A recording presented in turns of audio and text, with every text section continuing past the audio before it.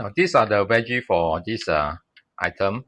Now the long bean and the lady finger, cut them into about 1.5 to 2 inch length, like that. The big onion, just quarter it, and the tomato cut into thick slice like this. Now these are the spices for the paste. Okay, just cut them into big bit like that, so that easier to blend afterward. All right. Now the unique flavor for this Nonya sauce come from this ginger flower. All right. So when we buy back, they come in one stock like that. Now we separate them, the flour and the stalk. Now this stalk here we are going to trim off the end, then cut them into bit like that. We are going to blend it afterward together with the other spices. This will replace the lemongrass because it gives a very unique aroma and fragrance for this dish. Okay, so put them separately to be blended together. Now, on the flour itself, the green part also just trim it off. Okay, add them together here. Now, as for the flour, trim off the end here. Some of them are brown already. Now, then half it. Put the flat base down. Now, cut them into thick strip. All right, and then after that into bits. All right, and put them separately. We are not going to fry this. Now for the pink color tip here, we take a few out, cut them into strip like that. All right, now we are going to use it for garnishing afterward. So just a bit will do. Now we shall now put all this item into the blender to blend.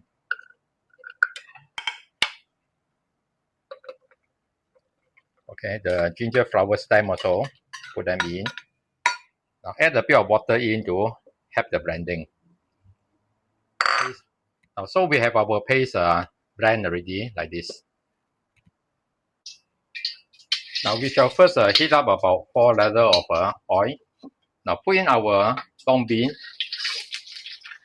Now fry until they have a bit of wrinkle, because it takes longer time to get cooked and softened compared to the other veggie. Now after about 2 minutes, you can smell the beans, and you can see that they have a wrinkle up already. Remove it. Now with the same oil, put in our paste.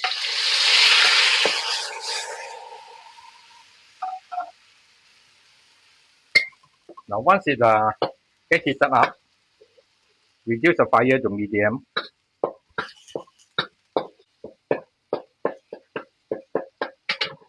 Now when we can smell it and see the chili oil coming out, add in all our veggie, the ginger flower also. Now just get them mixed. Then add in our water.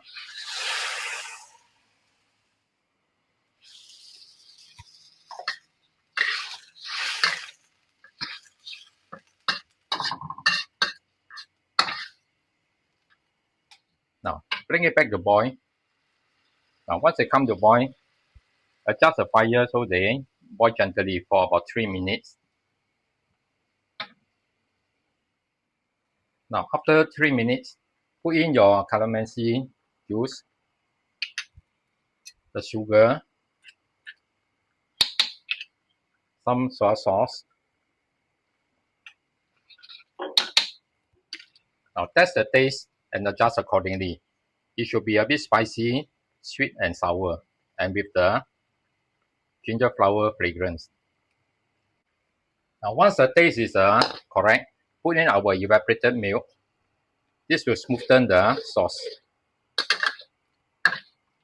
Bring it back to boil first. Now once it comes back to boil, add in our thickening.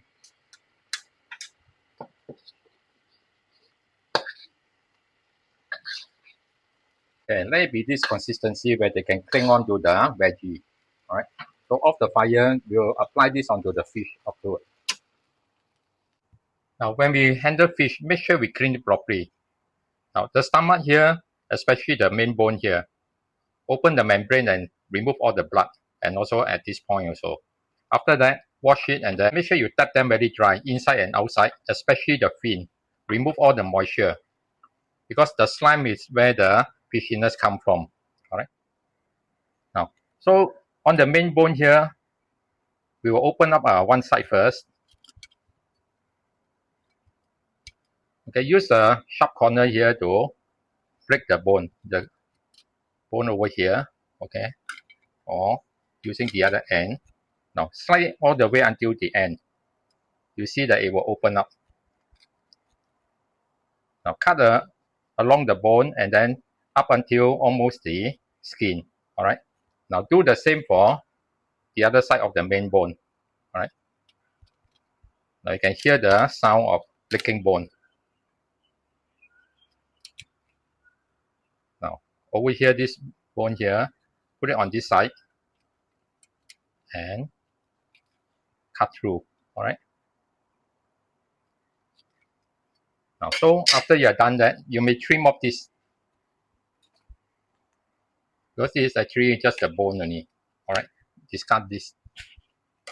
Now so your fish will be able to lay like that. Alright. The head here, just open them up a bit and you will have a fish that can stay upright. Prepare a plate, put some oil in. Now we are going to put the fish onto this plate to steam, so we will oil it so that it will not stick onto the plate.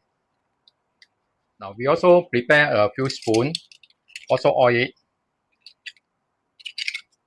so that the contact surface will not stick to the fish itself.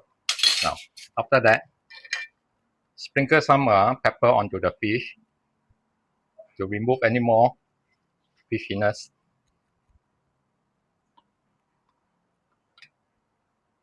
Then dust it with some corn flour. Okay. Now this will give the fish a smooth texture after they are cooked. Do the same to the skin also. Now dust the flour on the skin also. This will prevent the skin from splitting when they are being cooked. Then put some oil to cover the surface to retain the juice. Now, before we steam it, put our spoon underneath. Now this is to help it to lift up so that the steam can go under the fish for it to be more evenly cooked. Okay, adjust the spoon so that the fish is lifted up. Now over here, we will heat up a wok of water. Now, while we steam the fish, we will heat up our sauce. Now here we put the fish in. This fish is 500 grams, so we'll steam it for 8 minutes. Now after 8 minutes, test whether the fish is cooked or not. Take a toothpick, go through the thickest section. If it go in easily, it's cooked already. Alright. Now take it out, drain away the water. This is quite fishy. Alright. Now over here, we have already heat up the sauce. Put in all the veggie first. Alright, we have already drained off the water, so we transfer the fish over. Now put in the sauce over it.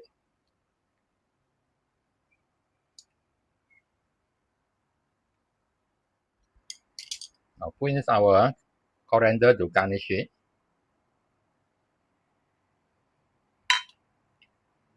And some of the ginger flower. Alright, so the dish is done already.